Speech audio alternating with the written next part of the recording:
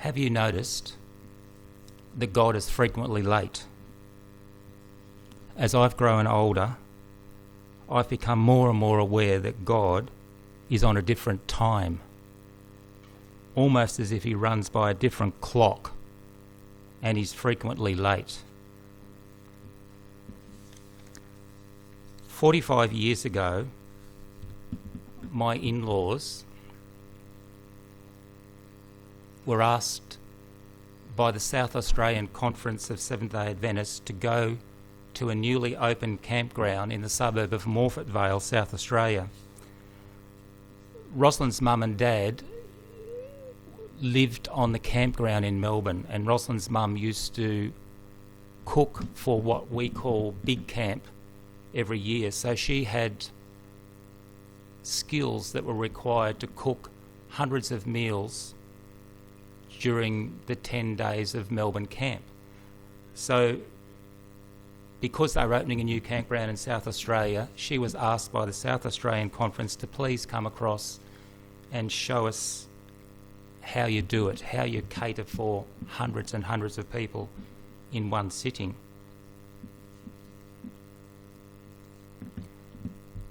They accepted that call, and they took a few extra days off because Rosalind's mother's parents lived in the Barossa Valley in South Australia, so they thought, we'll take a little detour and we'll go to the Barossa Valley and stay with Rosalind's Nana and Grandpa. So they did that, and while they were in South Australia, while they were in the Barossa Valley, I should say, they went to the Barossa Valley Seventh-day Adventist Church.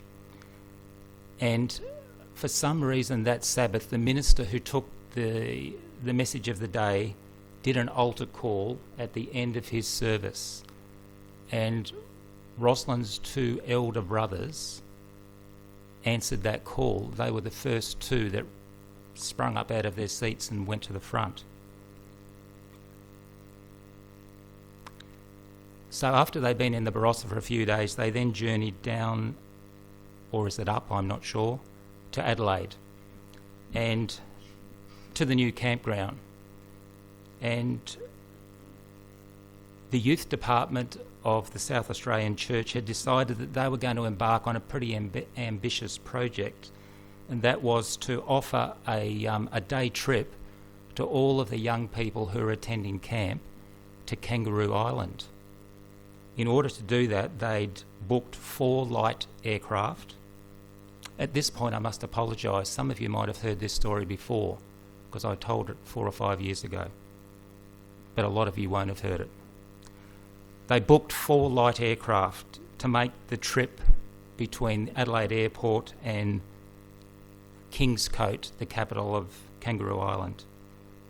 3 of the pilots that were arranged for that day's flying had what was known as a Class 4 licence, which enabled them to fly by instruments at night.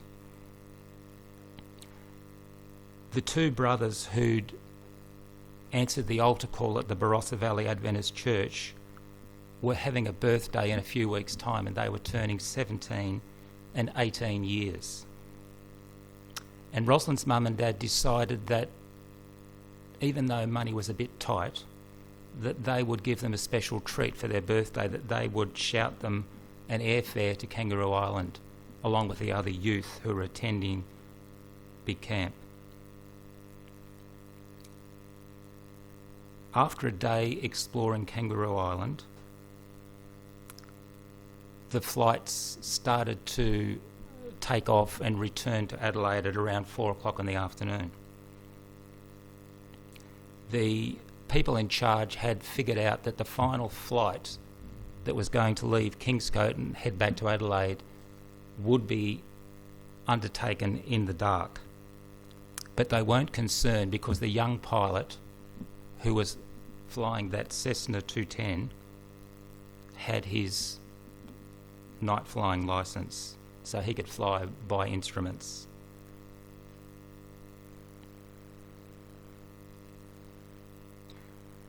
Unfortunately, the plane only made it 1 kilometre from the airport. and I'll read you the report from the Aviation Safety Network. The available evidence indicates that the aircraft completed a landing on runway 20, which was equipped with electric runway lighting, and the remaining 5 club members boarded. It then made a takeoff from the same runway, turned left on a northerly heading. When in the position to the northeast of the aerodrome, the aircraft entered a steep spiral descent, which continued until it struck the ground in a steep left wing down attitude. The aircraft was destroyed by impact forces and subsequent fire.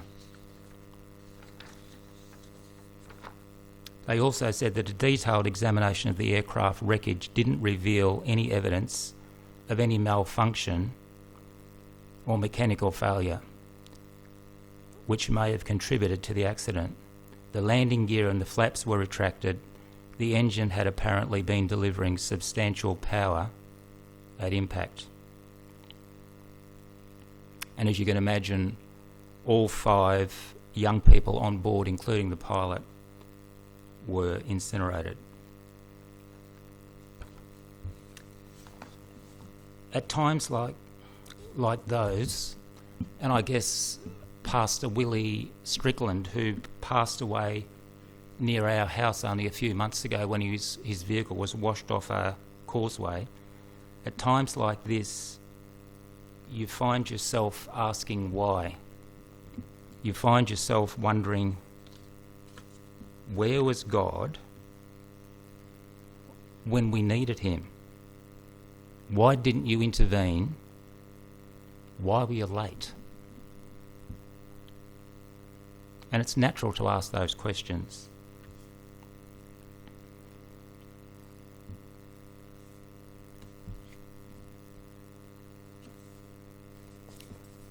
I'd like to look at Abraham. God made an agreement with Abraham, or a covenant, and we come across that in Genesis 15 verse 5. And he said to Abraham to look at the stars and try and count them. That's how many offspring you're going to have. Many years pass by, and we find in Genesis 16, chapter 16, that Abraham decided that things weren't happening fast enough, that family of his that was going to be greater than the stars that he could count just wasn't taking place. So he thought, I'm going to take matters into my own hands. And as we know the story, his wife Sarah suggested that he sleep with her servant Hagar, and along came Ishmael. And that didn't work out very well. Their intervention, their trying to shortcut God's plan, didn't work very well at all. And soon the relationship between Hagar and Sarah, Abram's wife, was pretty tense and strained. Sometime later, when we move on to Genesis 18, and we'll turn to that now, Genesis 18, please, and we're going to read verse 1 to 14.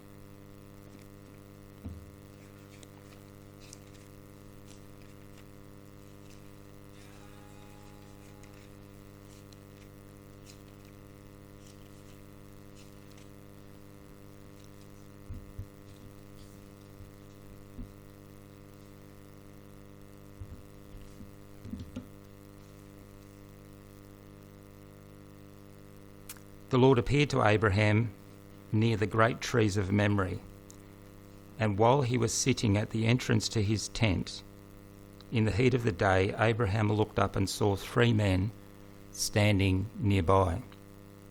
And when he saw them, he hurried from the entrance of his tent to meet them, and he bowed low to the ground. He said, "If I've found favour in your eyes, my Lord, do not pass your servant by. Let a little water be brought, and then you may all wash your feet and rest under this tree. Let me get you something to eat, so that you can be refreshed, and then go on your way now that you have come to your servant." "Very well," they answered, "do as you say." So Abraham hurried into the tent to Sarah and said, "Quick, get 3 seahs of fine flour, knead it, and bake some bread." Then he ran to the herd and he selected a choice tender calf, and he gave it to a servant who hurried to prepare it. He then brought some curds and milk, the calf that had been prepared, and set it before them. While they ate, he stood near them under a tree. "Where is your wife Sarah?" they asked. "There in the tent," Abram said. Then the Lord said, "I will surely return to you about this time next year, and Sarah your wife will have a son." Now Sarah was listening at the entrance to the tent, which was behind him. Abraham and Sarah were already old and well advanced in years, and Sarah was past the age of childbearing. So Sarah laughed to herself, and she thought, "After I'm worn out and my master is old, will I now have the pleasure?" Sarah obviously thought that God was a bit late. She knew that it was impossible for a woman of her age to have a child.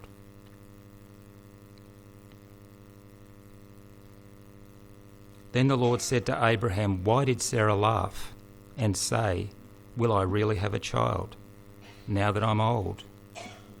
Is anything too hard for the Lord? I will return to you at the appointed time next year, and Sarah will have a son."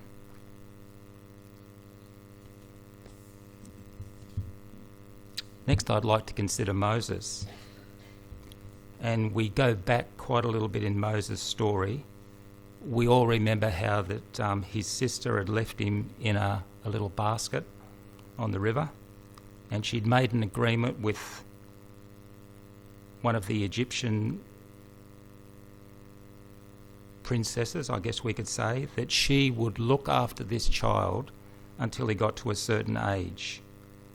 And when Moses grew up, one day he was out and he observed an Egyptian giving some of his Israelite friends a hard time, and he lost his cool and killed that Egyptian.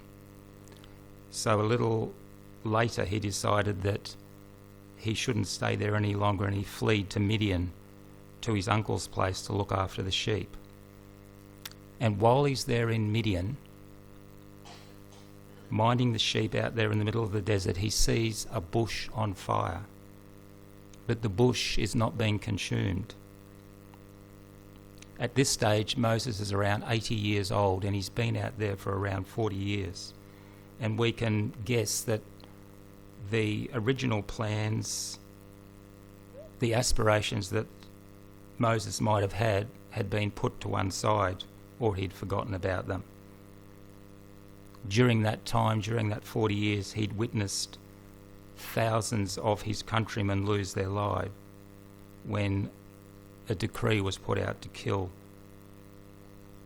many of the firstborn. Now God appears to Moses, offering a rescue plan for his fellow countrymen, and we can understand that Moses might have thought, it's a little bit late. Thousands have already died. Let's have a look in Exodus chapter 7, verse 7.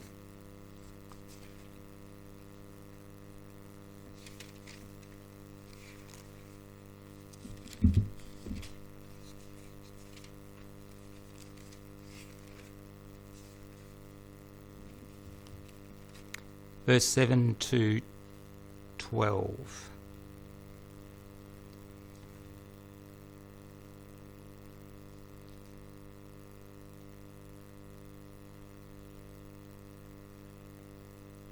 Sorry, it should be Exodus 3, my mistake, Exodus 3, verse 7.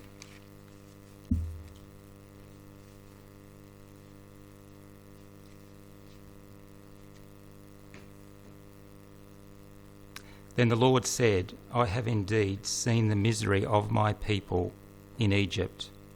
I have heard them crying out because of their slave drivers, and I am concerned about their suffering. So I have come down to rescue them from the land of Egypt, to bring them up out of that land into a good and spacious land, a land flowing with milk and honey, the home of the Canaanites, the Hittites, the Amorites, the Perizzites, the Hivites, and the Jebusites. And now the cry of the Israelites has reached me, and I have seen the way the Egyptians are oppressing them. So now go, I am sending you to Pharaoh to bring my people, the Israelites, out of Egypt. But Moses is a little bit hesitant. He says, God, who am I that I should go to Pharaoh and bring the Israelites out of Egypt? And God said, I will be with you, and this is a sign so that it is I who sent you. When you have brought the people out of Egypt, you will worship God on this mountain.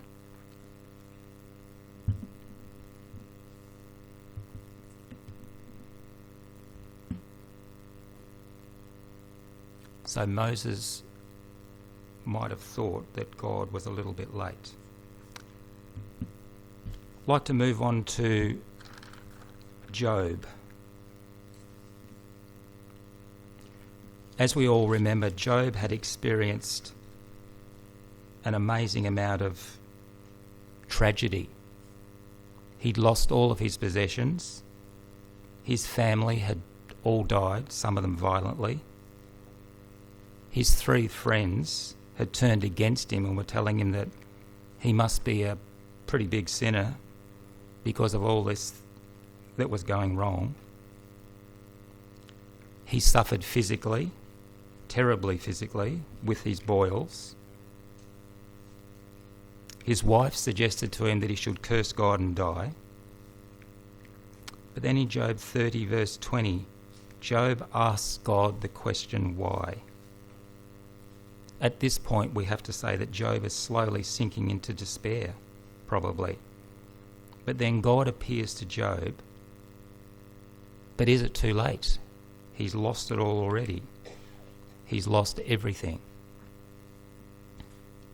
Let's turn to Job 42. Job chapter 42.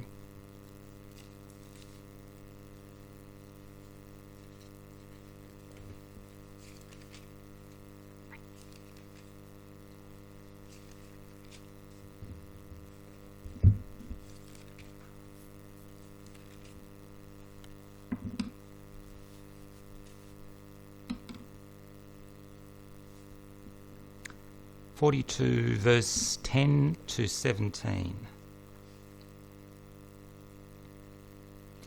After Job had prayed for his friends, the Lord made him prosperous again, and he gave him twice as much as he had before. All his brothers and his sisters and everyone who had known him came and ate with him in his house. They comforted and consoled him over the trouble the Lord had brought upon him, and each one gave him a piece of silver and a gold ring. Then the Lord blessed the latter part of Job's life, more than the first. He had 14,000 sheep, 6,000 camels, 1,000 yoke of oxen, and 1,000 donkeys. And he also had 7 sons and 3 daughters. The first daughter's name was Jemimah, the second Keziah, and the third Karen-Happuch. Nowhere in all the land were there found women as beautiful as Job's daughters, and their father granted them an inheritance along with their brothers. After this, Job lived 140 years. He saw his children and their children to the 4th generation. and so he died old and full of years.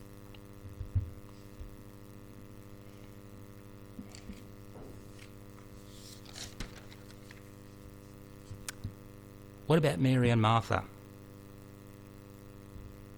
They'd watched their brother Lazarus become ill, deteriorate, and at the point where he was starting to look pretty bad, they asked Jesus to come and help out. But Jesus didn't turn up. Lazarus died. They'd asked Jesus to come a few days prior, but he stayed where he was and he took his time. 4 days after the burial, Jesus arrives. And we can understand Mary and Martha's pain when they cried out in verse 21 of John 11, "Lord, if you had been here, my brother would not have died."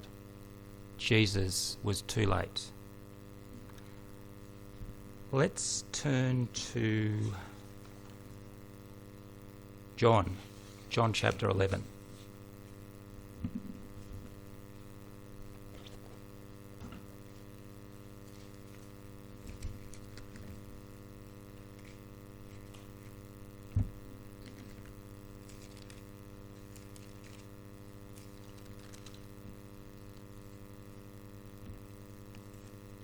And we're going to start reading in verse 1 through to verse 7. Now a man named Lazarus was sick. He was from Bethany, the village of Mary and her sister Martha. This Mary, whose brother Lazarus now lay sick, was the same one who'd poured perfume on the Lord and wiped his feet with her hair. So the sisters sent word to Jesus, "Lord, the one you love is sick." When he heard this, Jesus said, "This sickness will not end in death. No, it is for God's glory, so that God's Son may be glorified through it." Jesus loved Martha and her sister and Lazarus. Yet when he heard that Lazarus was sick, he stayed where he was 2 more days. Verse 7, then he said to his disciples, "Let me go back to Judea." And then I'd like to jump now down to verse 21.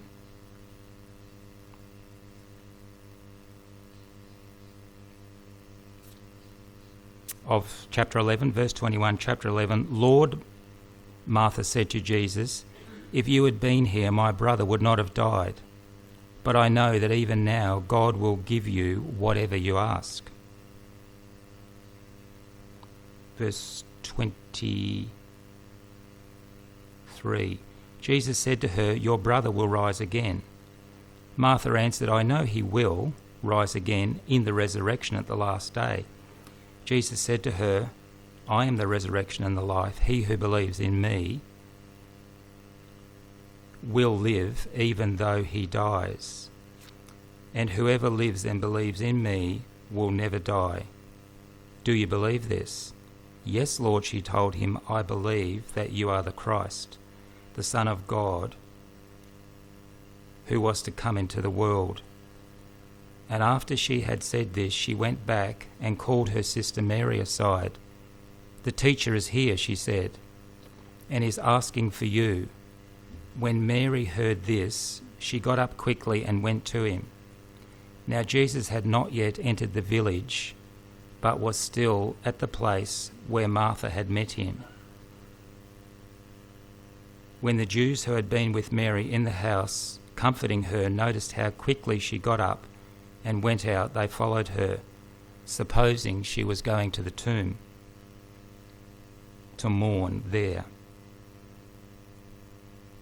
Verse 32, when Mary reached the place where Jesus was and saw him, she fell at his feet and she said, very similarly to her sister,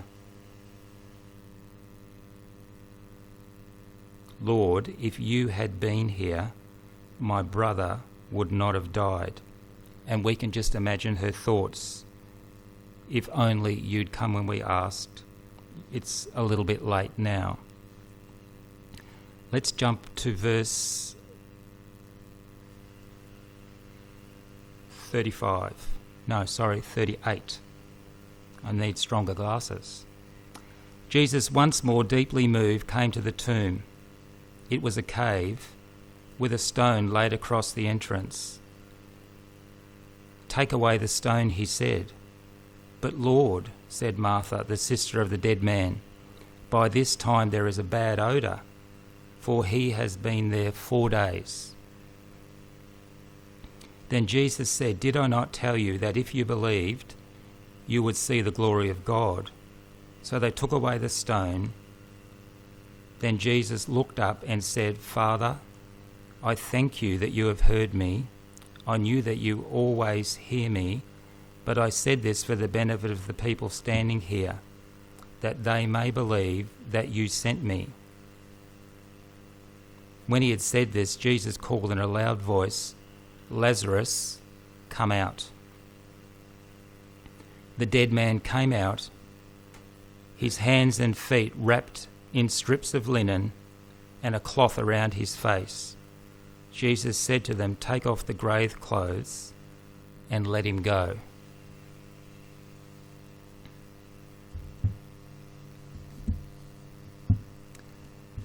The last story from the Bible that I'd like us to consider this morning is the story of Jairus, the synagogue official.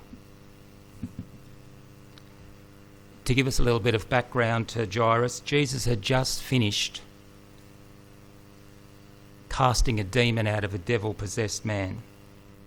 He crossed back across Lake Galilee, and as he got out of the boat and people started to gather around, he was approached by a synagogue ruler whose name was Jairus.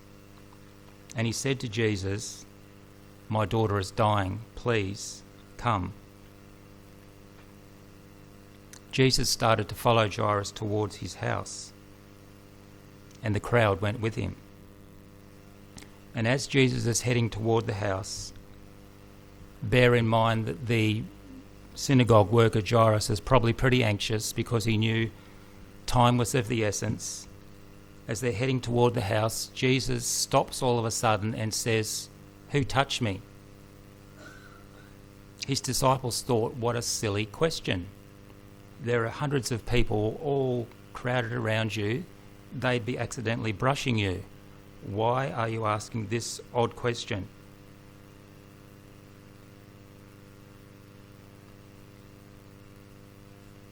And while Jesus is still talking to this lady who had come and prostrated herself at his feet and admitted that she was the one who touched his hem, while Jesus is still conversing with this lady, servants from Jairus' house came and said, "Don't bother Jesus anymore. Your daughter has died." Imagine how Jairus would have felt. He would have thought, if only this lady hadn't held him up. But now it's too late.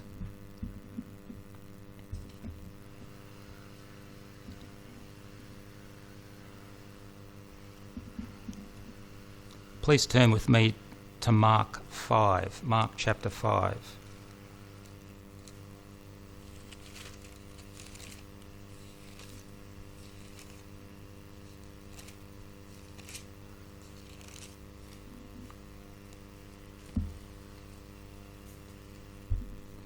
And we're going to start in verse 21.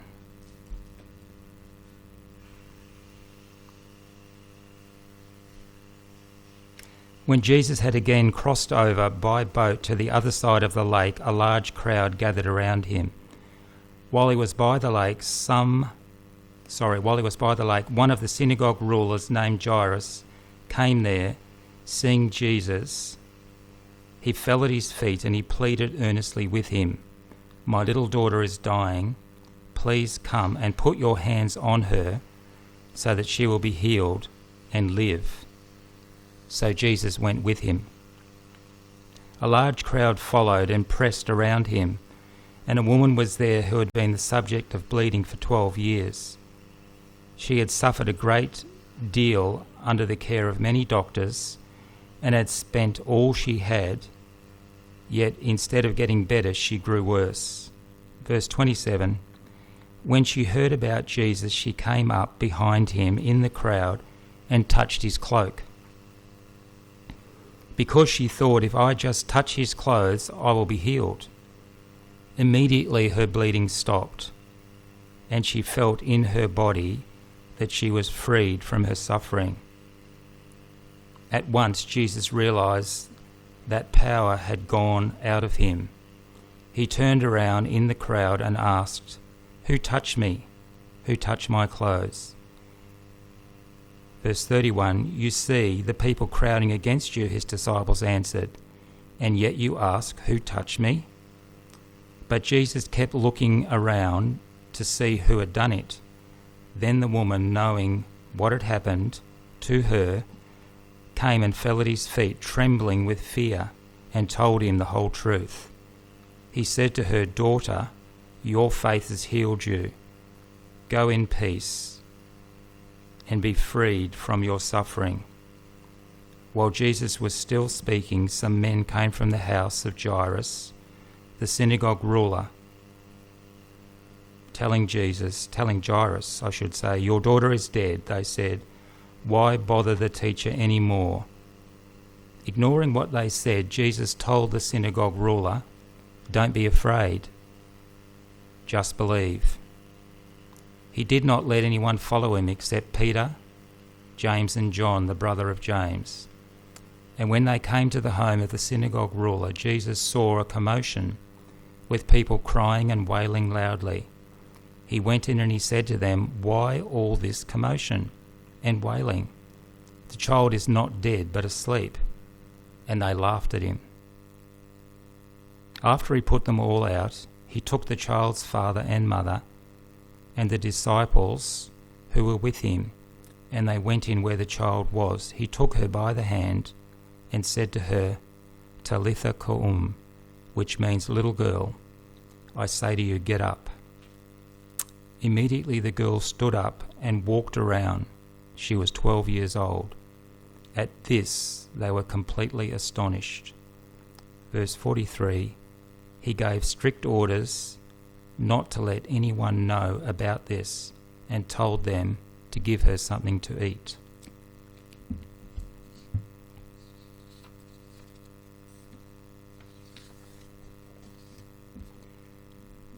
You could argue that the most common questions of faith have little to do with whether God exists or his providing for us. Some of the most troubling questions that we ask are to do with God's sense of timing. Far too frequently God is late, and so God's people are often left to cry out, "When, O Lord, how long? Why were you not here when we needed you? Why didn't you come? Why are you late?" How many of us have asked those questions? Yes, God is frequently late, but I'm struck by a paradoxical truth that God is frequently late, but he's always on time. How can that be, you might say?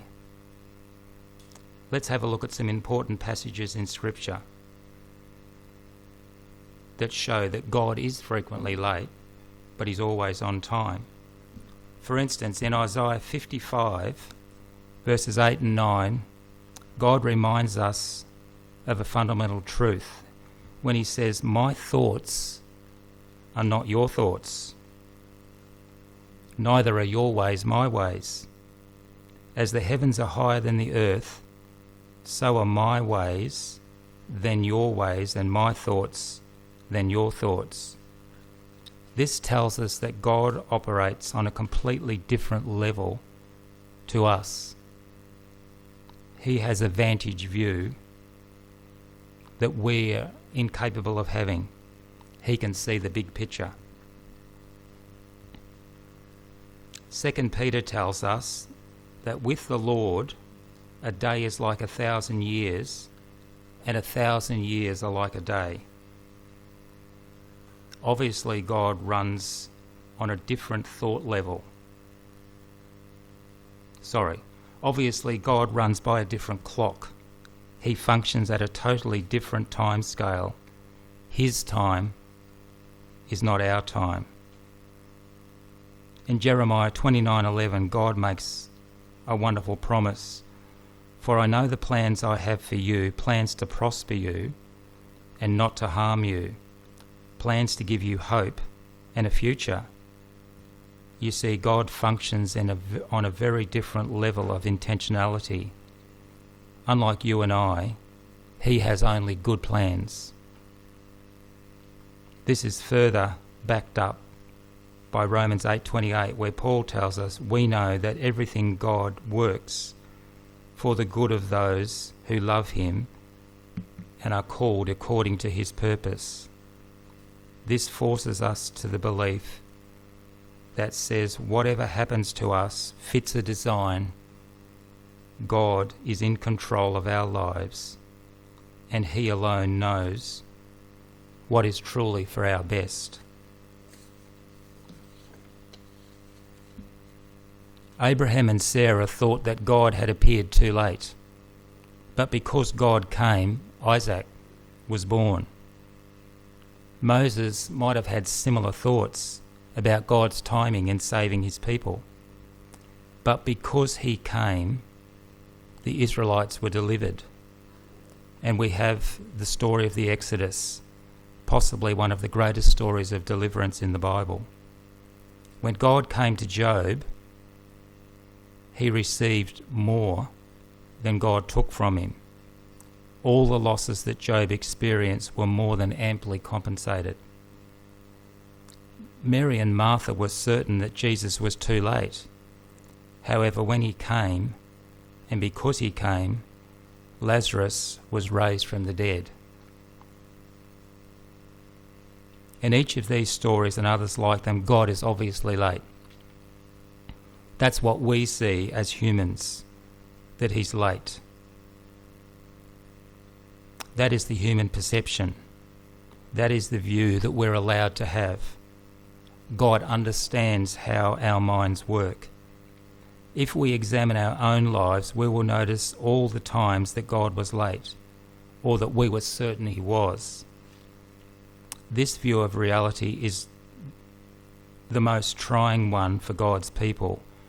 We frequently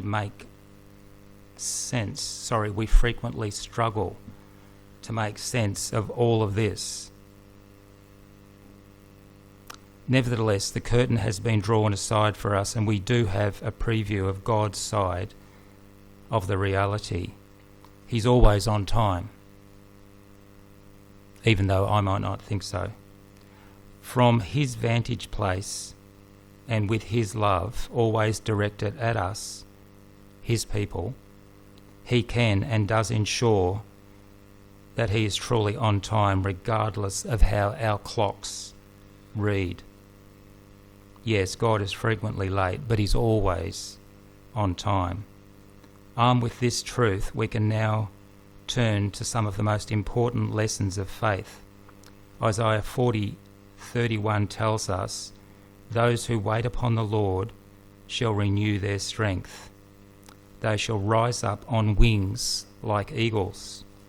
They shall run and not be wearied. They shall walk and not be faint.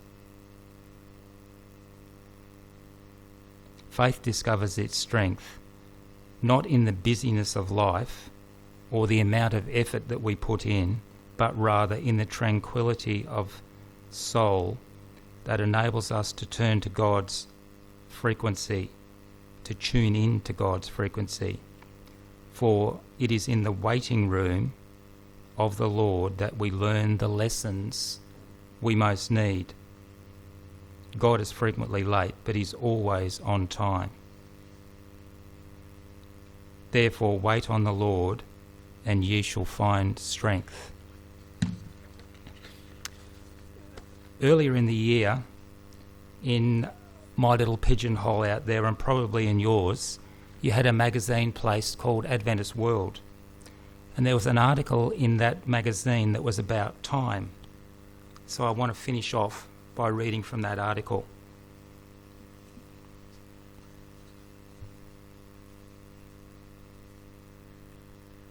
What can we learn from God about time? This incredible commodity that we have only on loan. God's interaction with time offers us clear lessons and calls us to reflect on it. God, who lives outside of time and space, is never hurried. As creator of time, he is also Lord over time.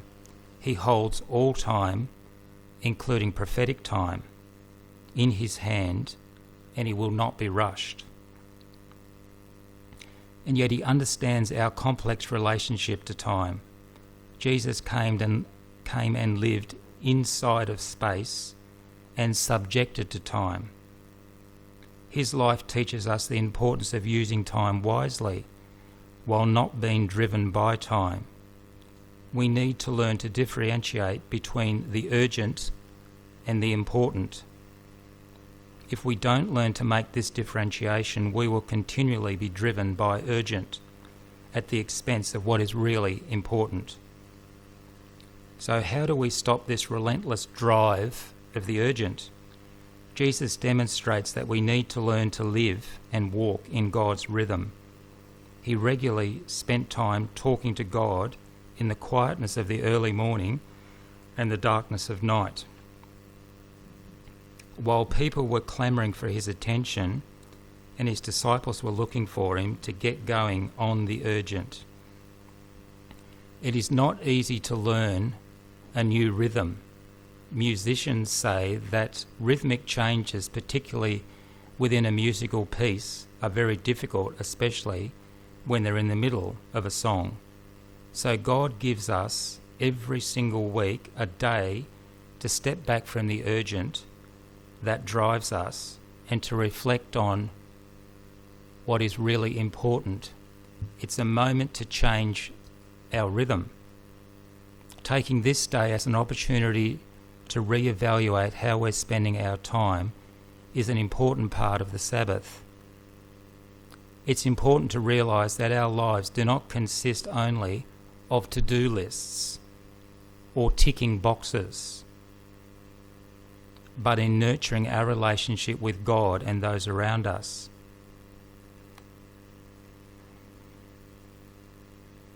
It is more important than a plethora of accomplishments. How else can we learn to order our lives in God's rhythm? Perhaps we could consciously step back from the unrealistic demands of our devices that drive us 24 hours a day, 7 days a week. Perhaps we can turn off some of those notifications. Perhaps we can make a decision to put our devices down and observe, listen, feel and touch and smell. We can learn to listen to heaven's echoes. Let go of the drive of the urgent. Letting go of the drive of the urgent isn't easy. It can feel risky, as if we're losing control of our lives. But we can afford to let go of the continuous rush of the urgent, as we, with the psalmist, rest in the security that my times are in your hand. That's Psalm 31:15. Knowing that a loving God is unhurried and never late.